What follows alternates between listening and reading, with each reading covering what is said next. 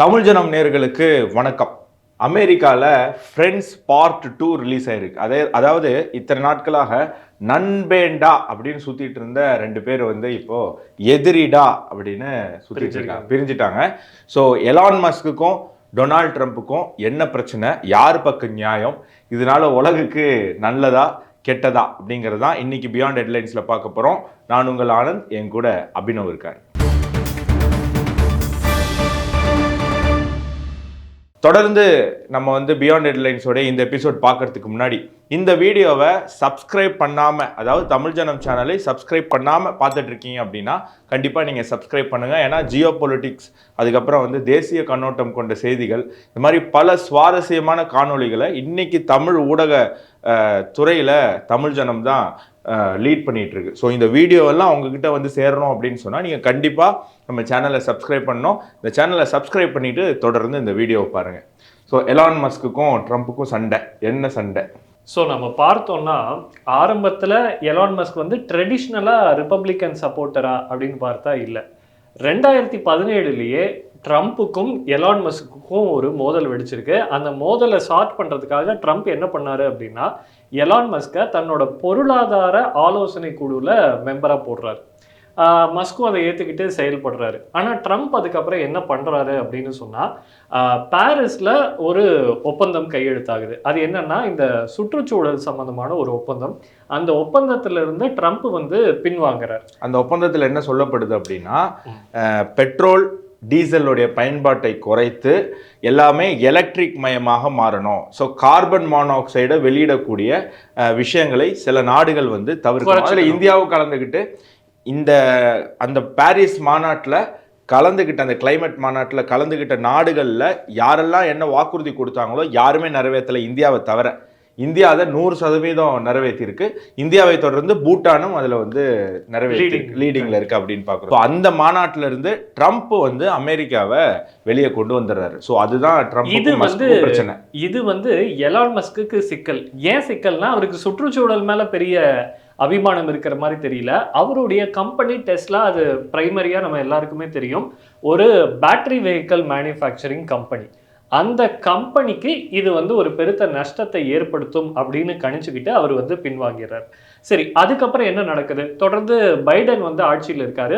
பைடனுக்கும் திரும்ப மஸ்க்குக்கும் முட்டல் முரசல்கள் ஏற்படுது. அது வந்து ஐடியாலஜிக்கல் இஷ்யூஸ். ஏன்னா வந்து நமக்கு தெரியும், எலான் மஸ்க் வந்து அவருடைய பையனை இழக்கிறார். எதுக்காக இழக்கிறார் அப்படின்னா, LGBTQ, அவர் பையன் வந்து பெண்ணாக மாறக்கூடிய அந்த ஆப்ரேஷன் பண்ணி, அந்த ஆப்ரேஷனில் அது தவறுதலாக செய்து அதன் காரணமாக அவருடைய பையனை வந்து எலான் மஸ்க் இழக்கிறார். ஸோ இந்த வோக்கிசம் அப்படின்னு சொல்லக்கூடிய, அதாவது முற்போக்கு, போலி முற்போக்கு, நாங்கள் முற்போக்குத்தனமாக சிந்திக்கிறோம் அப்படின்னு சொல்லி ஒரு ஆண் பெண்ணாக மாறக்கூடிய, செயற்கையாக மாறக்கூடிய அந்த விஷயத்தை வந்து இவர் எதிர்க்கிறார். ஸோ LGBTQ உலகம் முழுக்க பரவுவதற்காக USAID மூலமாக டெமோக்ராட் பார்ட்டி வந்து பணத்தை செலவு செய்யுது. ஸோ இதை கண்டித்து திருப்பி எலான் மஸ்க் என்ன பண்றாருன்னா, ரிப்பப்ளிகன் பக்கம் வராரு, ட்ரம்ப்புக்கு ஆதரவாக செயல்பட தொடங்குறாரு. ட்ரம்ப்பை வந்து ட்விட்டர் பேன் பண்ணுது. ஸோ அந்த ட்விட்டரையே எலான் மஸ்க் வாங்கி திருப்பி ட்ரம்ப்பை ட்விட்டருக்கு, எக்ஸுக்கு, அதுக்கப்புறம் அது எக்ஸ்னு பேர் மாற்றம் செய்யப்படுது.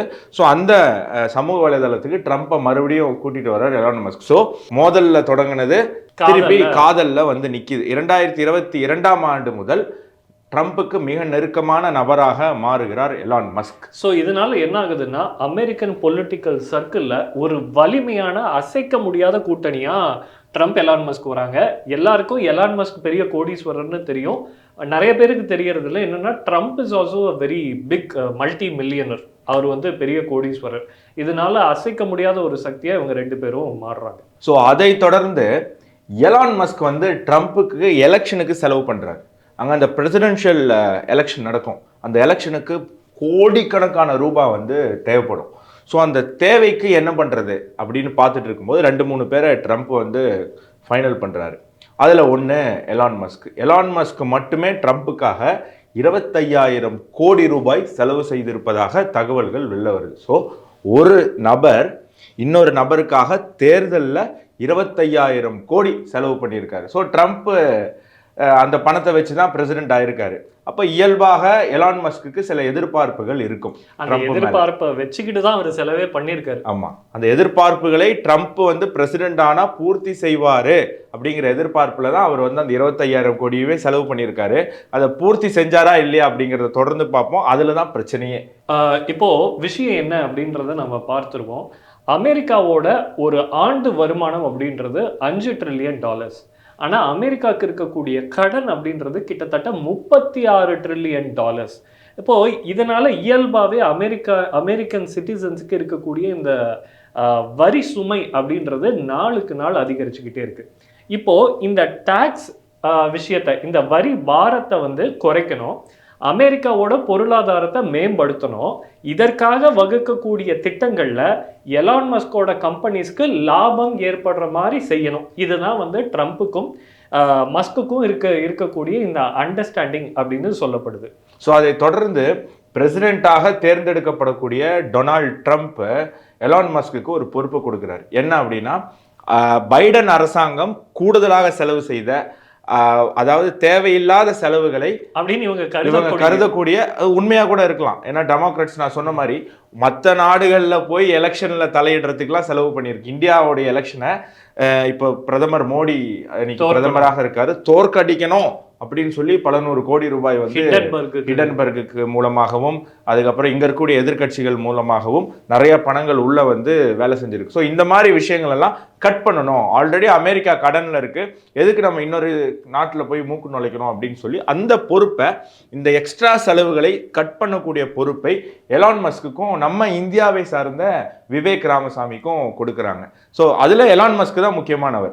அந்த திட்டத்தினுடைய பேர் டாட்ஜ்.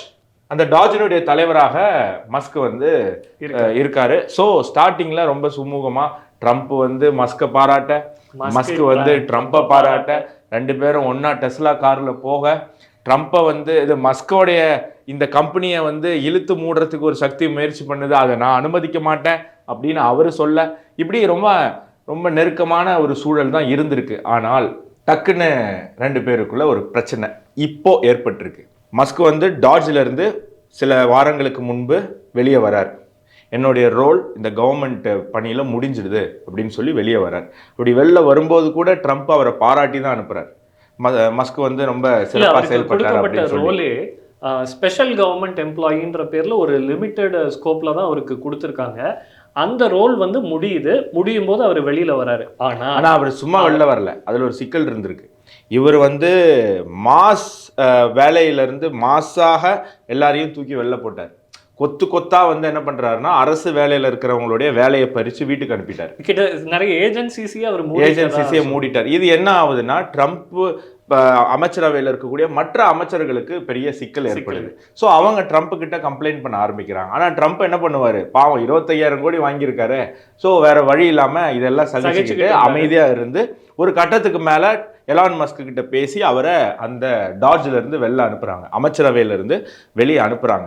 ஆனால் அதுக்கப்புறம் தான் உண்மையான பிரச்சனையே உருவாகுது. அந்த பிரச்சனையின் பேர் தான் பிக் பியூட்டிஃபுல் பில். அது என்ன அப்படிங்கிறது நம்ம ஆடியன்ஸுக்கு சொல்லுங்க. இந்த பிக் பியூட்டிஃபுல் பில் அப்படின்றது என்ன அப்படின்னா, ஒரு எக்கனாமிக் பில்லுன்னு நம்ம வச்சுக்கலாம். அதாவது அமெரிக்காவோட ஸ்பெண்டிங்கை வந்து குறைக்கணும், அதே சமயம் அவங்களோட வருவாயை வந்து அதிகரிக்கணும். இதற்கு நாம் என்ன பண்ணலாம் அப்படின்ற ஒரு ஃபார்மேட்டை உறுதிப்படுத்தக்கூடிய பில்லு தான் இந்த பிக் பியூட்டிஃபுல் பில். இதுதான் வந்து ட்ரம்ப் வந்து தன்னோட பில்லுக்கு வைச்சிருக்கக்கூடிய பெயர். இது வந்து அமெரிக்காவில் இருக்கக்கூடிய காங்கிரஸ்ல பாஸ் ஆயிருக்கு. அப்படி பாஸ் ஆனதுக்கு அப்புறம் தான் வெட்டிச்சு செதறாரு எலான் மஸ்க். அப்படி அந்த பில்லில் என்ன சொல்லப்பட்டிருக்கு? இப்போ அமெரிக்காவை பொறுத்த வரைக்கும் ஏற்கனவே ரீயூஸ்ட் எலக்ட்ரிக் வெஹிக்கிளை வாங்கினாலும் சரி, புதுசா ஒரு எலக்ட்ரிக் வெஹிக்கிளை வாங்கினாலும் சரி, அப்படி வாங்கக்கூடிய நபர்களுக்கு ஆண்டுக்கு ஆண்டு வரிச்சலுகை வழங்கப்படும் அப்படின்னு சொல்லியிருந்தாங்க. அதுவும் எது வரைக்கும் அப்படின்னா 2032 அந்த ஆண்டு கணக்கு வரைக்கும் நாங்கள் வந்து வரிச்சலுகை வாங்குவோம். இது எதுக்காகனா, நம்ம ஏற்கனவே பார்த்தோம், இந்த சுற்றுச்சூழலை பாதுகாக்கிறதுக்காக அப்படின்னு சொல்லி நம்ம பார்த்துருந்தோம். ஆனால் தற்போதைய இந்த பிக் பியூட்டிஃபுல் பில் என்ன சொல்லுது அப்படின்னா, இப்போ 2025ஓடவே இந்த வரிச்சலுகை அப்படின்ற விஷயம் முடிவுக்கு வருது. இனிமேல் நீங்க டாக்ஸ் பே பண்ணணும், ஏன்னா அப்பதான் கவர்மெண்ட்டுக்கு ரெவென்யூ வரும் அப்படின்னு சொல்லுது. ஸோ இப்போ என்ன ஆகும் அப்படின்னா, வாங்குறவங்களுக்கு இது வரைக்கும் இவி வாங்கினா நம்மளுக்கு டேக்ஸ் கம்மி, கிட்டத்தட்ட $7,000 வரைக்கும் அதில் வந்து நமக்கு எக்ஸப்ஷன் கிடைக்குதுன்னு பெட்ரோல் வண்டி வாங்காமல் இவி வண்டி வாங்குற ஒரு சூழ்நிலை இருந்தது. இப்போ எப்படி இருக்குன்னா ஹைபிரிட் வெஹிக்கிள், அதாவது பெட்ரோல் கம் எலக்ட்ரிக்கை விட வெறும் எலக்ட்ரிக்கு டாக்ஸ் வந்து அதிகமாகுது. அதே போல இப்போ ஈவினா நமக்கு தெரியும், பெட்ரோல் பங்க் வந்து நம்ம ஈஸியாக அமைச்சிடலாம். ஆனால் ஈவி யூஸ் பண்ணுறவங்களுக்கு தனியாக ஒரு நெட்வொர்க்கே நம்ம கட்டமைக்க வேண்டியது இருக்குது. அந்த ஈவி சார்ஜிங் ஸ்டேஷன்ஸ் அதை வந்து கட்டமைக்கிறதுக்கு கவர்மெண்ட்டே வந்து சப்சிடி கொடுத்துட்டு இருந்துச்சு. அந்த சப்சிடியை நிறுத்தியாச்சு. ஸோ இது ஒட்டுமொத்தமாக ஈவி இண்டஸ்ட்ரிக்கு ஒரு பெரிய அடி. அமெரிக்காவில் ஈவி இண்டஸ்ட்ரியை கைக்குள்ள வச்சிருக்கிறது யாருன்னு பார்த்தீங்கன்னா எலான் மஸ்க்.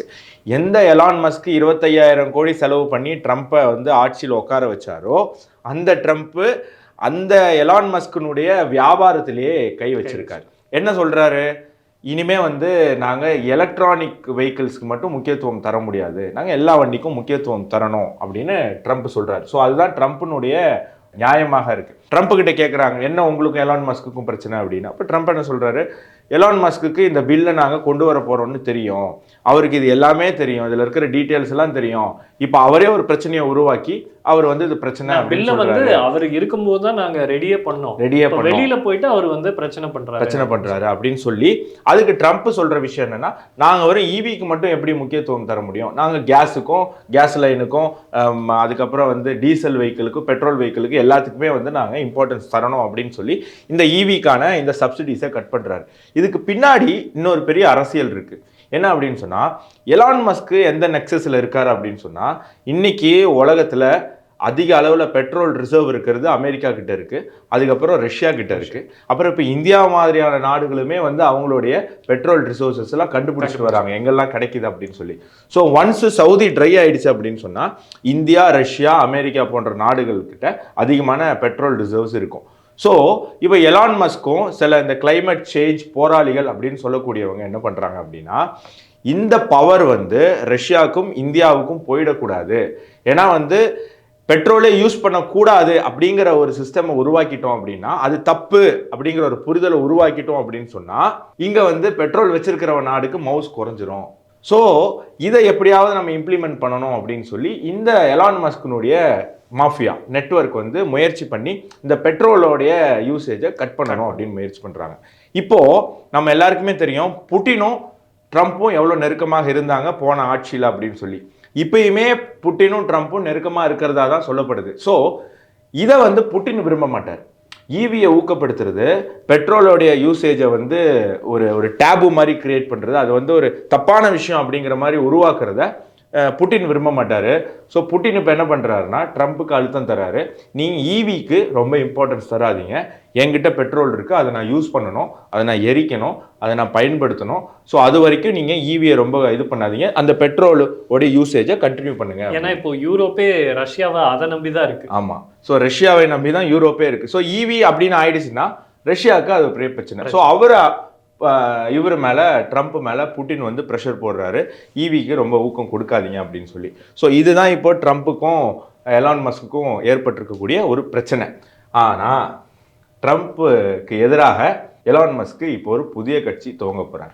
ஸ்ட்ரைட்டாக அவர் சொல்லிட்டார், இது மட்டும் நடந்துருச்சுன்னா, இந்த பில்லு மட்டும் கொண்டு வந்துட்டோம் அப்படின்னா இந்த வருஷத்தோட செகண்ட் ஹாஃப்ல அமெரிக்கா ரிசெஷனை சந்திக்கும், அதாவது அந்த நாடு திவாலாக கூட வாய்ப்பு இருக்கு அப்படின்ற ஒரு பெரிய குண்டை தூக்கி அமெரிக்கர்கள் தலையில போட்டிருக்காங்க. நமக்கு தெரியும் அமெரிக்கன்ஸ் வந்து வெரி சென்சிட்டிவ், எஸ்பெஷலி ரிகார்டிங் மணி. இந்த மாதிரி விஷயத்த சொன்னா அவங்களோட ஏற்கனவே ஒரு தடவை அங்க வந்து ரெசெஷன் வந்த போது மாத்தி சுட்டுட்டாங்க, தற்கொலைகள். இந்தியா தாக்கு பிடிச்சிட்டோம். காங்கிரஸ் ஆட்சியில் இங்கே வந்து தவறான இந்த ஃபினான்ஷியல் பிளானிங்கால் இங்கேயுமே ரிசெஷன் வந்தது. ஆனால் இந்தியர்களுடைய மனநிலை, இந்தியனுடைய கிரிட்டு, அவங்களுடைய தைரியம், அது வந்து நம்ம உயிரை காப்பாத்துச்சு. America week. நேச்சுரலாகவே நம்ம எப்படி புரிஞ்சுக்கிறோம் அப்படின்னா, அமெரிக்கா வந்து ஒரு லா அபைடிங் கண்ட்ரி, இந்தியன்ஸ் வந்து அவ்வளோக்கா லாவை மதிக்க மாட்டாங்கன்னு. ஆனால் இதில் ஒரு பாயிண்ட் இருக்குது, என்னன்னா அமெரிக்கா வந்து ஸ்ட்ரிக்ட்லி லா அபைடிங் கண்ட்ரி, அதாவது லா இருந்தால் தான் அவங்க மதிப்பாங்க. ஆனால் இந்தியன்ஸ் வந்து கன்சைன்ஸ் அடிப்படையில் தார்மிக் ரீதியாக வாழக்கூடிய, தர்மத்தின் அடிப்படையில் வாழக்கூடியவங்க. ஸோ அரசாங்கம் ஒரு சட்டத்தை கொண்டு வருதோ இல்லையோ, இந்த நாட்டு மக்களுக்கு ஒரு தர்மம்னு ஒரு விஷயம் இருக்கு, இது சரி இது தப்புன்னு அவங்க அதன் அடிப்படையில் வாழ்றாங்க. ஆனா இதுவே அமெரிக்கால ஒரு பிரச்சனை வந்துருச்சு அப்படின்னு சொன்னா எல்லார்கிட்டயும் அங்க துப்பாக்கி இருக்கு, லைசன்ஸோட வச்சிருக்காங்க. இந்த சட்டம் நமக்கு எதிரானது, இனி நம்ம அவ்வளவுதான், இதை நம்ம புரட்சி தான் பண்ணணும்னு முடிவு பண்ணிட்டா துப்பாக்கி எடுத்துருவாங்க. அந்த மாதிரியான ஒரு நிலைக்கு சைக்கலாஜிக்கலா அமெரிக்கர்களை தள்ள முயற்சி செய்கிறார் மஸ்க் அப்படின்ற ஒரு குற்றச்சாட்டு எழுந்திருக்கு. ஸோ மஸ்குக்கு முன்னாடி இப்போ 2 ஆப்ஷன் இருக்கு. ஒன்று புது கட்சி ஆரம்பிக்கிறது, 2 ஜேடி வேன்ஸை பிரசிடென்ட் ஆக்குறது. ஸோ ஆல்ரெடி அதுக்கான ஒரு முயற்சியுமே வந்து எலான் மஸ்க் ஆரம்பிச்சிட்டாரு. எம்பிஸ்களை வாங்கக்கூடிய ஒரு தன்மை ஓபனா டிக்ளேர் வேற பண்ணிருக்காரு, இம்பீச் ட்ரம்ப் அப்படின்னு சொல்லிட்டு. ஸோ ட்ரம்ப்பை தூக்கி வெளியே வீசிட்டு அந்த இடத்துல ஜேடி வேன்ஸை கொண்டு வரணும் அப்படின்னு சொல்லி எலான் மஸ்க் ஒரு ஆப்ஷன் அவருக்கு இருக்கு. இல்லைன்னா புதுசாக ஒரு கட்சி ஆரம்பிச்சு ஆட்சிக்கு வரக்கூடிய ஆப்ஷன் இருக்கு. அமெரிக்காவில் டெமோக்ராட்டிக் ரிப்பப்ளிக்கன் பெரிய 2 கட்சிகள் இருக்கு. ஆனால் அது எல்லாமே நிறைய சிறு சிறு கட்சிகள் இருக்கு. எதுவுமே வந்து பெருசாக இது வரைக்கும் ஜெயிச்சதே கிடையாது. இந்த 2 கட்சி தான் மாறி மாறி ஆட்சிக்கு வந்திருக்கு. இவருடைய கெனடியனுடைய மகன் ஒரு தனி கட்சி வச்சிருந்தாரு. அந்த கட்சியும் கூட இந்த தேர்தலில் ட்ரம்ப்போட கூட்டணி வச்சு அவரும் இந்த ஆட்சியில் ஒரு பங்கு வகிக்கிறார். ஸோ இப்போ எலான் மஸ்க் ஒரு தனி கட்சி ஆரம்பிச்சாருன்னா அவருக்கு இருக்கக்கூடிய பண பலத்துக்கு இன்னைக்கு 1 ட்ரில்லியனை நோக்கி போயிட்டு இருக்காரு. ஸோ இந்தியாவுடைய ஒட்டுமொத்த எக்கானமியே 4 ட்ரில்லியன். பட் எலான் மஸ்க் ஒருத்தருடைய வருமானமே 1 ட்ரில்லியனை நோக்கி போயிட்டு இருக்குன்னு சொல்றாங்க. ஸோ அவ்வளவு பணம் வைத்திருக்கக்கூடிய ஒருவரால் ஒரு கட்சி ஆரம்பிச்சு டெமோக்ராட்டிக் ரிப்பப்ளிக்கனுக்கு ஈக்குவலா வருவதற்கான வாய்ப்பு அதிகமாக இருக்கு. அதுவும் செய்யலாம். இல்லைன்னா சில எம்பிக்களை வாங்கி ஜேடி வேன்ஸையோ இல்லை வேற யாரையாவதையோ அமெரிக்கன் பிரசிடென்டாக மாற்றக்கூடிய ஒரு வல்லமையும் வாய்ப்பும் எலான் மஸ்க்கு இருக்கு. இது நல்லதா கெட்டதா அப்படிங்கிறத நம்ம பொறுத்திருந்து தான் பார்க்கணும். இப்போ காசு கொடுத்து எம்பிக்களை விலைக்கு வாங்கி ஆட்சியை கவுத்துட்டாருன்னு வைங்க, அது நிச்சயமா அவரால் முடியும். ஆனா எலான் மஸ்க் மேல ஒரு கெட்ட பேர் வரும், பணம் இருக்குன்றதுக்காக இவ்வளவு ஆடுறாங்க அப்படின்னு. அப்பதான் இந்த மாதிரி ஒரு சந்தர்ப்பத்துல தான் சிக்கிக்க கூடாதுன்றதுல எலான் மஸ்க்கு பயங்கரமான தெளிவு இருக்கு. அதனாலதான் அவர் இன்னொரு குண்டை தூக்கி போட்டிருக்காரு. என்ன அப்படின்னு சொன்னா ட்ரம்ப் மேல ஒரு மிகப்பெரிய குற்றச்சாட்டை வச்சிருக்காரு. அது என்ன அப்படின்னா, ஜாஃப்ரி எப்ஸ்டெயின் அப்படின்னு சொல்லி ஒருத்தர் இருக்காரு. அவரு ரிலேட்டடான ஃபைல்ல ட்ரம்போட பேர் இருக்கு அப்படின்னு சொல்றாரு. இதுல அப்படி என்ன ஒரு முக்கியத்துவம் இருக்கு அப்படின்னு நம்ம பார்க்கணும். யார் இந்த ஜாஃப்ரி எப்ஸ்டெயின்? இவர் வந்து ஒரு பெரிய ரியல் எஸ்டேட் மாஃபியா. அது மட்டும் இல்ல, இவர் பல பணக்காரர்களுக்கு பினாமி. பணக்காரங்கன்னா சாதாரணமா நம்ம பிசினஸ் மேன சொல்ல முடியாது. அமெரிக்காவோட former presidents like Bill Clinton, Bollywood celebrities, Donald Trump, அதே போல பிரிட்டிஷ் ராயல் ஃபேமிலியை சேர்ந்த இளவரசர்கள், இவர்களுக்கு எல்லாமே இவர் வந்து ஒரு பினாமியா இருந்தாரு அப்படின்னு சொல்லப்படுது. அவருடைய விஷயம் இதோட நிற்கல. தன்னுடைய இன்ஃப்ளூயன்ஸை பயன்படுத்தி அவரு மைனர்ஸை ப்ராஸ்டிடியூஷனுக்கு பயன்படுத்தினாருன்னு ஒரு மிக முக்கியமான குற்றச்சாட்டு அவர் மேல எழுந்துச்சு. இது தொடர்பா அவருக்கு ஜெயிலுக்கு போனாலும் 1 வருஷத்துக்குள்ளேயே அவரை வந்து ரிலீஸ் பண்ணிட்டாங்க. இது வந்து ஒரு பெரிய கான்ட்ரவர்சியை உருவாக்குச்சு. இந்த நபருக்கு தனியா ஒரு ஐலாண்டே இருக்கு. அந்த ஐலாண்டுக்கு பேரே பீடியோஃபைல் ஐலாண்ட். ஸோ இந்த அளவுக்கு அவர் மேல விமர்சனங்கள் வர ஆரம்பிச்சதுமே திரும்ப திரும்ப அவர் மேல கேஸ் பதியப்படுது. அது சம்பந்தமான விசாரணையில அவர் இருக்கும் போதே அவர் சூசைட் பண்ணி செத்துட்டதா சொல்றாங்க. இந்த சூசைடுக்கு பின்னாடி மர்மம் இருக்கு. ஸோ இவர் யார் யாருக்கெல்லாம் குழந்தைங்களை ப்ராஸ்டிடியூஷன் செய்யறதுக்கு அனுப்புனாரோ அந்த நபர்களுடைய பெயர் வெளியாக கூடாதுன்னு தான் இந்த எப்ஸ்டெயினை வந்து கொன்னுட்டாங்க அப்படின்னு சொல்லப்படுது. அப்படி கொன்ன நபர்களோட லிஸ்ட்டில் டொனால்ட் ட்ரம்ப்பும் இருக்காரு அப்படின்றது தான் எலான் மஸ்க் சொல்லக்கூடிய குற்றச்சாட்டு. ஸோ இதில் இன்னொரு கூடுதல் தகவல் இருக்கு அப்படின்னு, இன்னைக்கு உலகத்திலேயே அதிகமான சைல்டு மேரேஜ் நடக்கிறதும் அமெரிக்காவில் தான். எல்லாரும் வந்து இந்தியாவில் தான் ஏதோ நாம மூடநம்பிக்கை உடையவர்கள், நம்ம பிற்போக்குவாதிகள், இந்தியர்களுக்கு அறிவில்லை அப்படின்னா, இந்தியாவில் கூட சைல்டு மேரேஜ் எப்படின்னா 2 பேர் 2 ஃபேமிலியில் பேசி வச்சுப்பாங்க. அவங்களுக்கு அந்த வயசு முதுமை வரும்போது தான், அவங்களுக்கு வந்து முதிர்ச்சி வரும்போது தான் அவங்களை கல்யாணம் பண்ணி கொடுப்பாங்க. இப்படி தான் நம்மளுடைய சைல்டு மேரேஜே இருந்திருக்கு.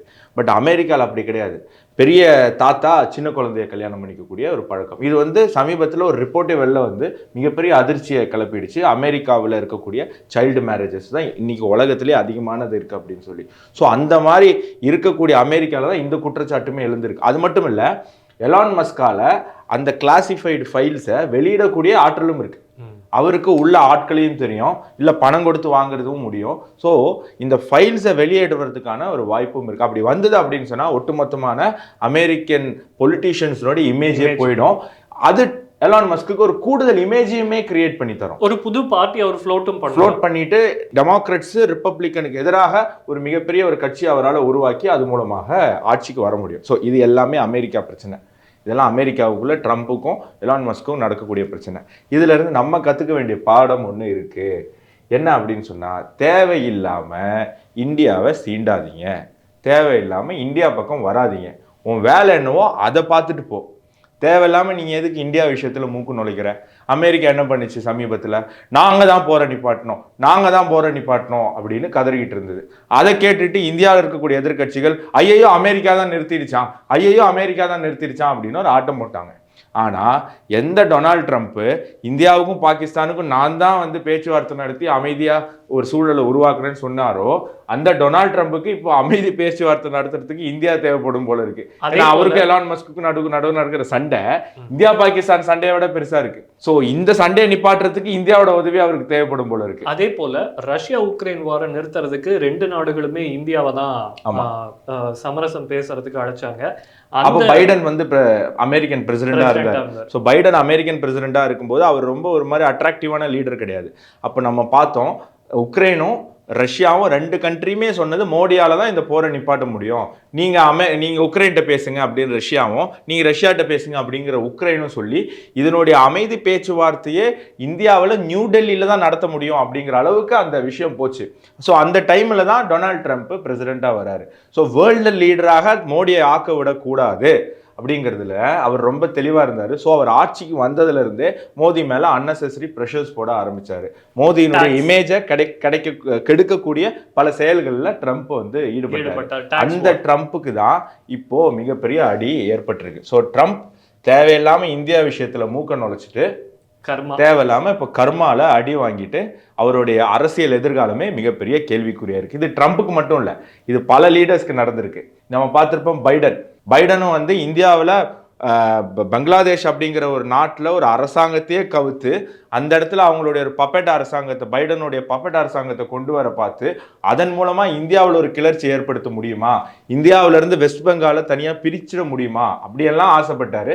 கடைசியில் அவரையே வீட்டுக்கு அனுப்பிட்டாங்க அமெரிக்கன் சிட்டிசன்ஸ் ஓட்டர்ஸ். அவருக்கு கேன்சர் வேற, இப்போ அவர் கேன்சர் வேற அப்படின்னு சொல்லி. ஸோ அவருக்குமே கர்மா, இந்தியாவை சீண்டிய பைடனுக்கும் அந்த கர்மா அஃபெக்ட் ஆயிருக்கு. ஜி ஜின்பிங் நீ இவ்வளோ பிரச்சனை பண்ணிட்ட, ஓகே பண்ணிட்டு போ, இனி புதுசாக நம்ம ஆரம்பிப்போம், நம்ம நண்பர்களாக இருப்போம் அப்படின்னு அவரை இன்வைட் பண்ணி மகாபலிபுரத்துலலாம் கூட்டிகிட்டு போய் சுற்றியெல்லாம் காமிச்சு அவரை டீசெண்டாக அனுப்பி வச்சா போன உடனே கல்வான் வேலியில் பிரச்சனை, டோக்லானில் பிரச்சனை.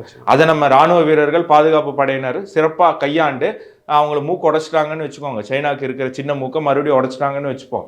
ஆனாலும் இவர் பண்ணது எவ்வளோ பெரிய துரோகம். ஸோ அந்த சைனால தான் இப்போ அவங்க கட்டின டேமே வருஷம் இடிஞ்சு விழுந்து அதில் தண்ணி போய் அதில் மக்கள் செத்து இன்னைக்கு சைனாலேயுமே ஒரு கிளர்ச்சி ஏற்படக்கூடிய ஒரு சூழல் இருக்கு. அது மட்டும் சைனாவால் தைவானை வாங்க முடியல, தைவானை வந்து சொந்தம் கொண்டாடவே முடியல, ஹாங்காங்கில் கிளர்ச்சி ஏற்பட்டிருக்கு, நாங்கள் வந்து சைனாவே கிடையாது, எங்களை வந்து தனியாகவே விட்டுடுங்க, இத்தனை வருஷம் நாங்கள் இருந்த மாதிரியே இருக்கோம் அப்படின்னு. டிபெட்டில் ஆல்ரெடி பிரச்சனை. ஸோ இவ்வளவு தலைவலி இன்னைக்கு சைனாவில் ஏற்பட்டிருக்கு. காரணம் இந்தியாவை சீண்டது. ப்ளஸ் அவங்களோட டிஃபென்ஸ் இண்டஸ்ட்ரியும் அடி வாங்கிடுச்சு. டிஃபென்ஸ் இண்டஸ்ட்ரியுமே அடி வாங்கிடுச்சு. அதை நம்ம ரீசெண்டான வாரில் பார்த்தோம். பாகிஸ்தானுக்கு சோப்பு டப்பாவை கொடுத்து அது வந்து போரில் தரமட்டமாகி ஒரு மிகப்பெரிய ஒரு இழப்பு அவங்களுக்கு ஏற்பட்டிருக்கு. அப்புறம் ஷபாஸ் ஷெரீஃப் சூப்பர் ஹீரோ ஷபாஸ் ஷெரீஃப் இவரை பற்றி சொல்லவே வேண்டாம். சூப்பர் ஜீரோ ஆயிட்டாரு. ஒருத்தர் ஃபீல்டு மார்ஷல் ஆக்கியிருக்காரு. இந்தியாவை அப்படிங்கிற ஒரு நாடே இருக்கக்கூடாது, இந்தியாவை நாசம் பண்ணணும் அப்படிங்கிற எண்ணம் கொண்ட இவருக்கு இப்போ என்ன ஆயிடுச்சு, அவரே ஓப்பனாக சொல்ல ஆரம்பிச்சிட்டாரு. எத்தனை நாள் தான் நம்ம போய் எல்லார்ட்டையும் பிச்சை எடுக்கிறது, நம்ம போனாலே பிச்சைக்கார மாதிரி தான் பார்க்குறாங்க. பாகிஸ்தான் திவாலாகக்கூடிய சூழ்நிலையில இருந்துகிட்டு இருக்கு. நாடு திவாலாகக்கூடிய சூழ்நிலை ஒன்று. பாகிஸ்தானுடைய பிரதிநிதிகள் எந்த நாட்டுக்கு போனாலும் பிச்சைக்கார மாதிரி பார்க்குறாங்களாம். சொன்னதே இவர் தான். ரீசெண்டாக இவர் தான் சொல்கிறாரு, நம்ம எந்த நாட்டுக்கு போனாலும் பிச்சைக்கார மாதிரியே பார்க்குறாங்க, இது மாறணும், நம்ம நாடே வந்து எக்கனாமிக்கலாக வந்து ஒரு சூப்பர் பவர் ஆகணும் அப்படியெல்லாம் அவர் பேசியிருக்காரு. ஸோ பாகிஸ்தானுக்கும் அந்த கர்மாவானது மிகப்பெரிய அளவில் அஃபெக்ட் ஆயிருக்கு. இவர் டர்க்கியினுடைய கரண்ட் பிரசிடென்ட் எர்டோகன் ஒரே ஒரு ட்ரோனை வச்சுக்கிட்டு நாங்கள் எங்கள் டிஃபென்ஸ் இண்டஸ்ட்ரி வளர்ந்துருச்சு அப்படின்ற அந்த மமதையில் இந்தியாவை எதிர்த்து பேசினார், இந்தியாவுக்கு எதிராக ஆயுதங்களை வழங்கினார். கடைசியாக என்ன ஆச்சு, அவர்களும் எக்ஸ்போஸ் ஆகி அவர்களுடைய டிஃபென்ஸ் இண்டஸ்ட்ரியே நீ கேள்விக்குறியா இருக்கு. எல்லாரையும் கடந்து இன்னைக்கு டிஃபென்ஸ் இண்டஸ்ட்ரியில் மிகப்பெரிய வளர்ச்சியை எட்டிக்கிட்டு இருக்கு இந்தியா. ஸோ இந்தியாவை தேவையில்லாமல் பகைச்சிக்கிட்டிங்கன்னா அது நேரடியாகவும் உங்களுக்கு பிரச்சனை, கர்மா ரீதியாகவும் உங்களுக்கு பிரச்சனை அப்படிங்கிறதுக்கு இவங்க எல்லாருமே ஒரு மிகப்பெரிய உதாரணம். இந்தியாவை இந்தியா போக்கில் விடுங்க, இந்தியர்கள் அவங்க யாருக்கும் கெடுதல் நினைக்க மாட்டாங்க. எங்களை நிம்மதியாக வாழ விடுங்க, எங்களை எங்கள் வளர்ச்சி பாதையில் போக விடுங்க. நடுவில் வந்து குறுக்கால இந்த கௌஷிக் வந்துட்டான் அப்படிங்கிற மாதிரி நடுவில் வந்து அடிபட்டு நாசமாக போயிடாதீங்க. மீண்டும் இன்னொரு காணொலியில் சந்திப்போம். நன்றி, வணக்கம், ஜெய்ஹிந்த். ஜெய்ஹிந்த்.